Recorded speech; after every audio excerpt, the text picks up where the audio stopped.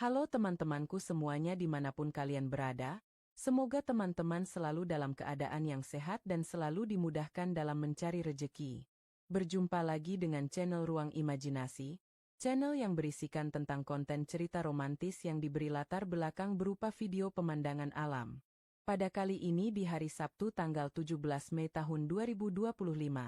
Saya masih melanjutkan kisah sebelumnya. Jadi saya ingatkan kepada teman-teman untuk membaca kisah sebelumnya agar tahu dan jelas sama alur ceritanya. Kami berdua kembali bermotor ria saat pesanan kami siap. Aku mengantarnya sampai di rumahnya. Ayahnya menyambut kedatangan kami. Aku mengobrol sebentar sebelum kembali memacu motorku. Saat sedang asyik berkendara itu dering HP-ku berbunyi. Aku menepi dan melihat siapa yang menelpon. Ternyata itu ibu. Rian, kamu kesini aja, jangan langsung pulang. Ibu sama Bulek ada sesuatu buat kamu Tut. Telepon dimatikan tanpa sempat aku bertanya apa yang disiapkan mereka berdua. Rasa penasaran membuatku melaju cukup cepat. Kira-kira apa sesuatu itu?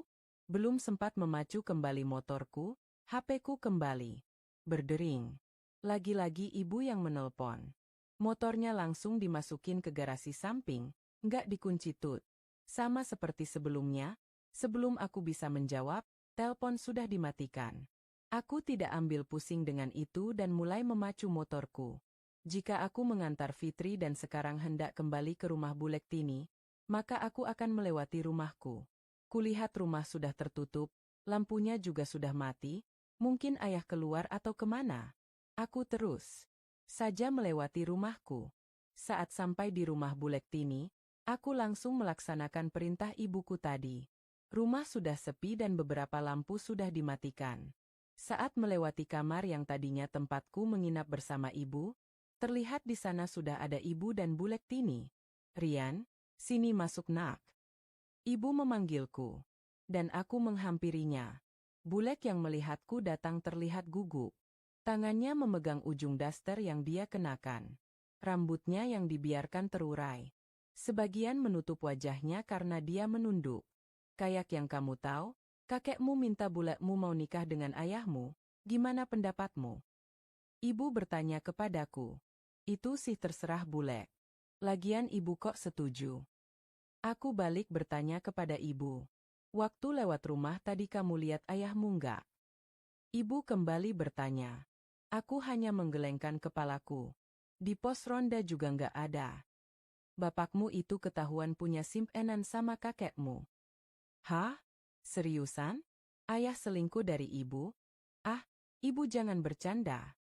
Lah ini yang jadi simpenannya udah ngomong sendiri. Ngomong? Bilang ke Rian. Ibu menyenggol bahu Bulek Tini. Iya mbak. Aku sama Mas Tono ada hubungan mbak. Tuh, denger kan? Satu kata yang spontan terlintas dalam benakku, gila. Aku tidak habis pikir jika ini sungguhan, tapi aku tidak bisa percaya begitu saja. Apa ada bukti lain, Bu? Kalau cuma pengakuan sepihak, takutnya nanti malah jadi fitnah. Ibu memberitahuku kalau kakek pernah lihat ayah dengan Bulek motoran. Berdua, kejadiannya bahkan saat Pak Lek Setu masih hidup. Di hari kematian Pak Lek Setu, suami istri ini ternyata terlibat cekcok. Alasannya karena Pak Lek curiga Bulek selingkuh. Namun karena tidak ada bukti yang kuat, itu hanya menjadi tuduhan palsu. Bulek bilang Pak Lek Setu itu cemburuan dan terlalu overprotektif. Sampai akhirnya Pak Lek keluar rumah dengan penuh emosi dan terjadilah kecelakaan yang merenggut nyawanya. Aku nyesel mbak, jangan siksa aku lagi. Sepurane mbak. Kata Bulek Tini memelas kepada ibuku. Suaranya serak menahan tangis, dia tidak tahu apa yang harus dia lakukan sekarang. Ibu diam bergeming, begitu pula diriku. Apa ini? Aku yang kebingungan meninggalkan kamar.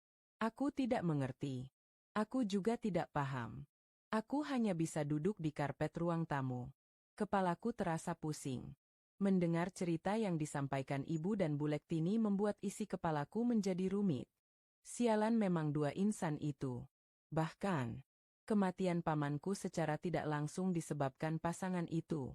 Saat pikiranku berkecamuk, HP-ku bergetar singkat. Di ujung sana, Fitri mengirim pesan. Tidak ada yang spesial, hanya obrolan biasa.